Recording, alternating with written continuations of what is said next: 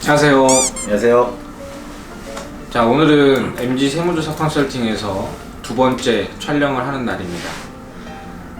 오늘은 이제 또 지난번에 나오셨던 박정우 세무사 나오셨고요. 그 옆에 우리 박정우 세무사와 정말 동고동락하고 있는 광문석 세무사 함께 했습니다. 인사해 주시죠. 먼저 하세요. 안녕하십니까. 세무법인 MG 광문석 세무사라고 합니다.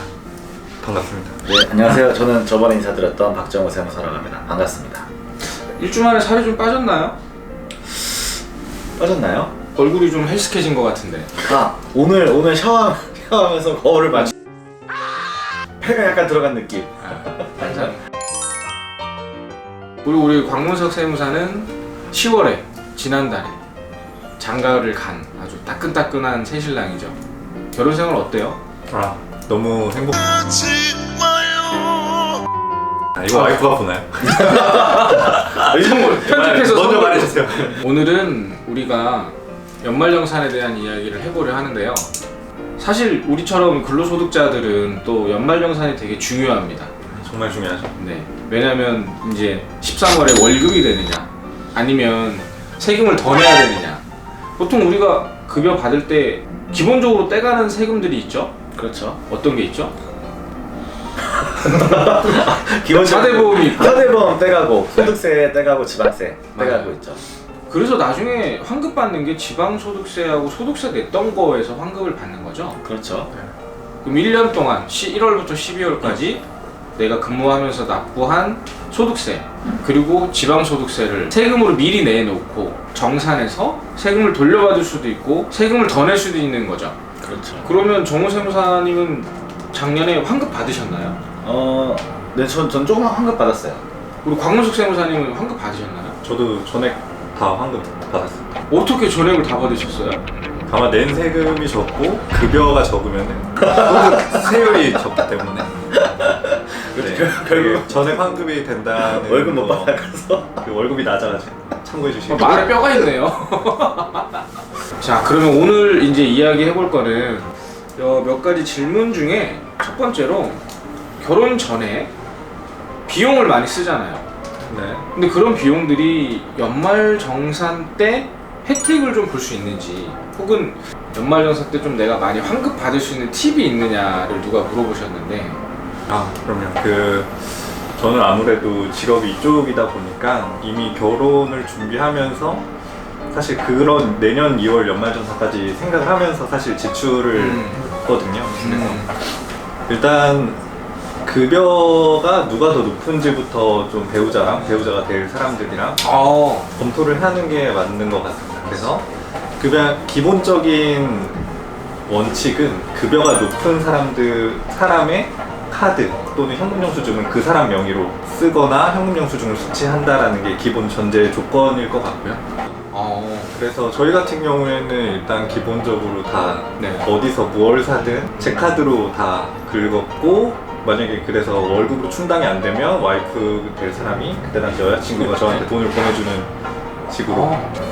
근데 아시다시피 연말정산이 공제가 되는 그 의료비나 교육비 아니면 신용카드 사용된 게 연말정산에 반영이 되는데 그런 것들을 반영할 때 급여 수준의 몇 퍼센트 이상을 써야지만 공제가 되는 게 있거든요. 예를 들면 신용카드 같은 경우에는 총급여의 25%보다 더 높게 사용을 해야지 공제가 됩니다.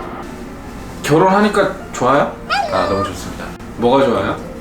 일단 아침을 하지마. 그러면 두 번째 질문으로 되게 중요한 질문인데요. 와이프가, 그러니까 나의 가족, 뭐 배우자, 신랑이 될 수도 있죠. 그 와이프가 사용한 내역도 같이 공제받을 수 있나요? 받을 수 있고 혼돈이 있을 수밖에 없는 부분이기 때문에 이번 기회에 이 영상을 보시고 많은 분들이 좀 확실히 이해를 좀 하셨으면 좋겠다. 하시면 좋을 것 같습니다. 일단 기본적으로 자기 부양 가족이라고 해서 다 공제를 받을 수 있는 게 아니라 그 부양 가족의 나이 그리고 그 부양 가족의 소득 이 두 가지 요건을 검토를 하고 그게 충족이 됐을 때만 그 사람들이 지출한 의료비라든지 보험료, 교육비를 소득 공제를 받을 수가 있다. 그래서 일단 나이 요건이라고 하면 20세 이하 그리고 60세 이상의 사람들이 기본 공제 대상자로 해당이 됩니다. 그래서 부모님이라고 하더라도 나이가 만약에 60세 미만이시면 안 기본 되는구나. 공제 대상자로 부양가족으로 넣을 수가 없고, 자식이라고 하더라도 만약에 나이 요건이 20세 이상이 넘어가게 되면 안 될 수 있는 거죠. 그리고 다음으로 소득 요건은 그 종합소득 금액이 100만 원 이하일 사람들만 이제 공제 대상자로 부양가족으로 넣을 수 있는 거죠. 그래서 만약에 보험료 공제, 저희 가족 중에 부모님이나 뭐 형제 자매 중에서 보험료를 지출을 했는데 그 사람이 지출한 걸 제가 공제를 받으려면은 보험료 같은 경우에 소득 요건과 나이 요건 두 개를 다 갖춰야 됩니다. 의료비 같은 경우에는 소득 요건과 나이 요건을 갖출 필요가 없습니다. 교육비 같은 경우에는 공제를 받을 수 있는 게 유치원부터 이제 대학생까지인데, 대학생들은 알다시피 20세 이상이잖아요. 네. 그렇기 때문에 나이 요건이 적용이 되지 않습니다. 그렇죠. 그래서 소득 요건만 봐서 그 사람의 소득이 100만 원 아래면은 그 사람이 사용한 교육비를 제가 가지고 와서 공제를 받을 수 있는 거죠. 그러면 이제 세 번째 질문으로 한번 들어가 볼게요. 중도 퇴사자 같은 경우에는 연말정산을 어떻게 해야 되나요? 퇴사할 당시에 그 퇴사한 마지막 그 일하는 날이 있잖아요. 그때 월급을 주면서 기본적으로 연말정산과 그쵸. 동일한 절차를 정산을 네, 해서 지급을 하잖아요. 정산을 해서 주는데, 만약에 11월이나 12월에 퇴직을 하시고 난 좀 맞아. 잠깐 쉬고 싶다 해가지고 2월달에 연말정산을 받지 못하는 경우들이 있잖아요.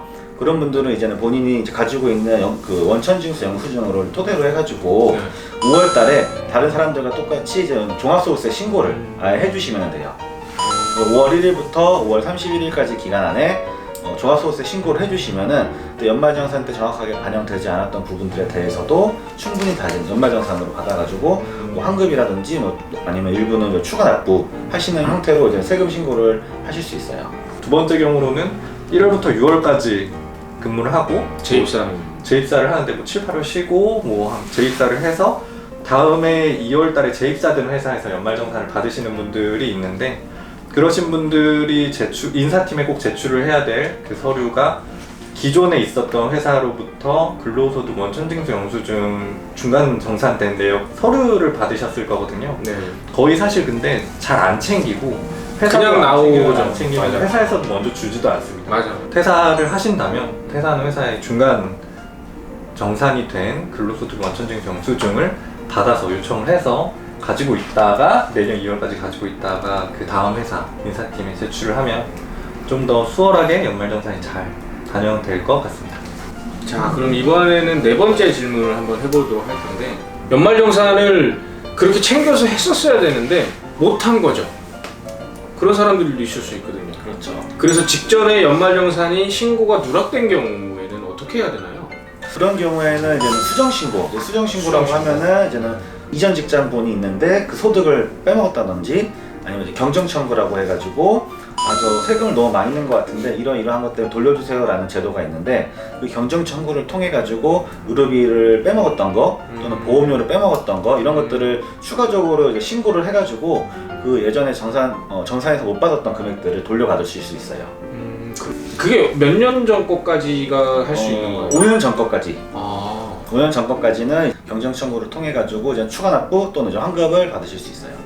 자, 오늘은 이렇게 연말정산에 대한 이야기들을 나눠보고 또 대화를 해봤는데, 뭐 이번 영상은 이걸로 좀 마무리하도록 할까요? 마지막으로 혹시 와이프한테 끝내려고. 와이프한테 하고 싶은 말씀 없어요? 이제 깔아주시나요?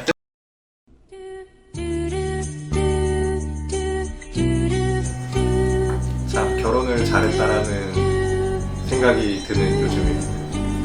하지마. 이 부분만 편집 따로 해가지고 좀 영상으로 올리지 마. 영상으로 올리지 마. 좀. 올리지 마. 자, 오늘 이렇게 마무리를 하도록 하겠습니다. 추가적인 질문, 추가적으로 궁금한 거 있으시면 댓글 남겨주시고 좋아요와 구독 부탁드리겠습니다. 감사합니다.